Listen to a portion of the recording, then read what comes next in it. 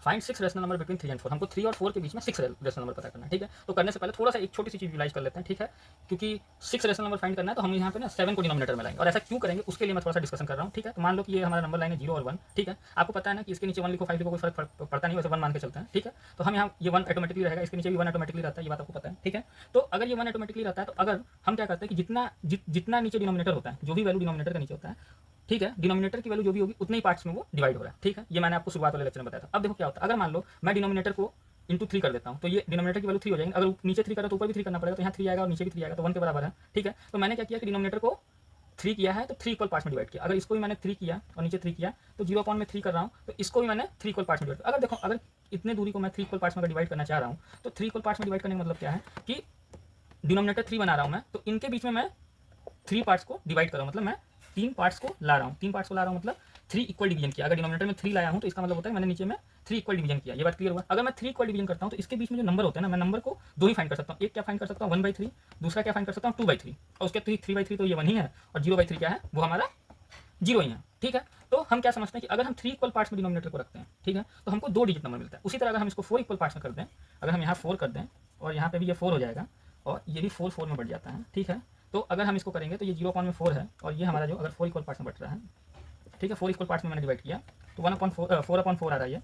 तो इसके बीच में मैंने 4 इक्वल पार्ट डिवाइड किया है, 1 2 3 4, मतलब डिनोमिनेटर में 4 रहेगा तो 4 इक्वल पार्ट में डिवाइड होगा। अगर 4 इक्वल पार्ट में डिवाइड करा तो उसके बीच में हमको देखो 1/4, 2/4 और 3/4 3 डिजिट नंबर मिल रहा है, ठीक है। 3 डिजिट अगर 4 इक्वल पार्ट में डिवाइड कर रहे हैं तो हमको उसके बीच में 3 नंबर मिल रहा है, ठीक है। उसी तरह क्या करते हैं कि हमारे पास 3 और 4 पूछ रहा है। अगर हमारे पास ये 3 है और हमारे पास ये 4 है, ठीक है, तो बोला 6 रेशनल नंबर पता करना है। तो 6 पता करना है तो हमको इसको 7 पार्ट्स में डिवाइड करेंगे तो हमको 6 रेशनल नंबर मिल जाएगा। ये बात समझ में आया कि अगर 3 इक्वल पार्ट्स में डिवाइड कर रहे थे तो हमको 2 रेशनल नंबर, मतलब 4 इक्वल पार्ट्स में डिवाइड कर रहे थे तो 2 रेशनल नंबर मिला। तो अगर ये 6 रेशनल नंबर मांग रहा है तो इसको 7 पार्ट्स में डिवाइड कर देते हैं। 7 पार्ट्स में डिवाइड करने का मतलब क्या है कि इसके डिनोमिनेटर देखो, इसके नीचे भी तो 1 है और इसके नीचे भी 1 है, इसके डिनोमिनेटर में भी 7 कर दो, इसके डिनोमिनेटर में भी 7 कर दो, यहाँ भी 7 कर दो, यहाँ भी 7 कर दो, तो ये 7 इक्वल पार्ट्स में 1 2 3 4 5 6 7 पार्ट्स में डिवाइड हुआ है, तो हमको 1 2 3 4 5 6 हमको रेशनल नंबर मिल जाएंगे, ठीक है। तो ये देखो ये आ गया। इसको अगर हम करेंगे तो हमको क्या मिलेगा, हमको मिलेगा 21/7, ठीक है। 21/7 3 के बराबर है, और ये आ जाएगा 28/7, ये 4 के बराबर है, ठीक है। हमको ये 2 नंबर मिल गए। ये बात क्लियर है, ये बात क्लियर हो गया, ठीक है, ये बात क्लियर है, ये चीज़ क्लियर हो गई। अब देखो आगे क्या होगा। अब देखो तो हम इसको सोल्यूशन करते हैं, ठीक है। तो लेट देखो अब क्या करेंगे कि 3 लेट, अब देखो ये बात समझ में आएगा क्यों किया हमने, ऐसा क्यों किया हूँ, ये बात क्लियर हो गया ना क्यों कर रहे हैं। तो अब क्या करेंगे, 3 can be written at be 3/1, ठीक है, इंटू 7, ठीक है। और क्यों कर रहे हैं ये बात भी समझ में आ गया, तो ये आ जाएगा 21/7, ठीक है। और 4 can be written as 4/1 into 7 equal to 28/7, ठीक है, ये हो गया, ठीक है। फिर रेशनल नंबर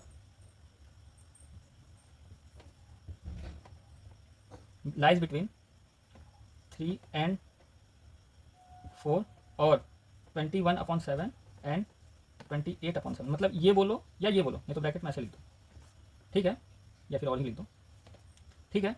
तो इनके बीच में जो रेशनल नंबर लाई करेगा वो कौन करेगा, सीधे सीधे देखो 21 के बाद यहाँ जो आएगा वो 22/7 एक रेशनल नंबर आएगा, उसके बाद 23/7 एक रेशनल नंबर आएगा, फिर 24/7 एक रेशनल नंबर आएगा, 25/7 रेशनल नंबर आएगा, 26/7 एक रेशनल नंबर आएगा, 27/7 एक रेशनल नंबर आएगा। 28 करोगे तो वो फिर कट के वही आ जाएगा। तो ये हमारा क्या हो गया 1 2 3 4 5 6 रेशनल नंबर आ गया। जो देखो ये है, ये है, ये, ठीक है, ठीक है। तो ये सारे रेशनल नंबर जो है वो हमारे